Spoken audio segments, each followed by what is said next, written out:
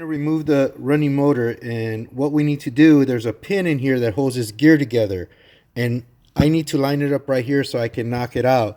And one way to do that is use a flathead screwdriver, and on top of the motor it's got a where you can put the screwdriver and turn it, and keep on turning it until you get that lined up to an open area where you can knock it out.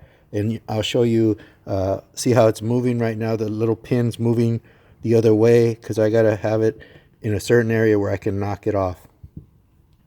Okay, now you need one of these punch tools, and you can get them at Home Depot, or you can get a nail that's thick enough and just cut it and make it flat, where you put it inside the pin right here, and then you knock it into the other side.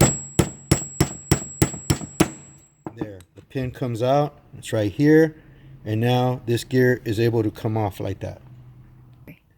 Okay, the next step is to remove these 5 screws. One of them just holds a wire, and you remove all 5 of them. And this is a plate that holds a running motor to the rod. So once you do that, you take off all 5 screws. Okay, once you take those 5 screws off, the motor will slip right off. Okay, and then all you do is put the new one in. Okay, so you get your new motor, slip it right back in. Make sure you put a little bit of grease on here. You can use lithium grease, put some in there, and then go ahead and put it back in.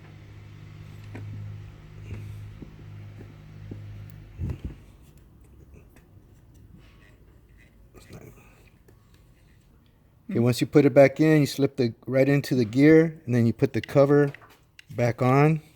Watch out for the wire, and it has a couple of notches, and then you put there's a gasket in here that you make sure that it lines up. And once it's got little line up screws right here, and then you just put the screws back in. Okay, to put the gear back in, once you put this 5 screws in, the motor's in, the new motor, you put this gear back in, you line it up to the hole there, then you put the pin back in towards that, and you can start it by hammering a little bit, but then you need another a bigger puncher. You put it right on top of there and hit it till it's flat in. There you go, just like that. Okay, now to put this back in, you got to make sure this bracket is in here. Then you slide this back inside with this going inside there, just like that. And with this bracket in here, and then you can start putting in some of the screws. Now, the way you can tell which screws go to which is that they're all different sizes, all of them. And there's 4 of these, 3 of these, and 2 of these. So that means that the 2 go over here, the 3 go right here because there's 3, and then these 4 go in the back end right there. This all back in, we need to connect back the running motor sensor, and then we also need to put these wheels back on for the track. Okay, they all have 4 of them. You should have had them when you took the roller off. Okay, Go. Okay, now you just slide the roller back in right here. Okay, you just drop it in right here, and it's not going to go in. You need to connect again. This is a running motor, the black with the blue. Go turn on the chair,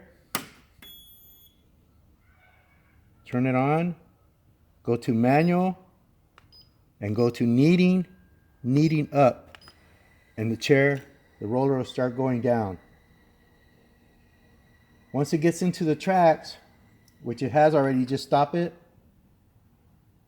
and then you reconnect all the wires the way we had them before, with the yellow on yellow, red on red, blue on blue, black on black, and you start putting it back. You get some tie straps, start strapping everything back in, and that should do it.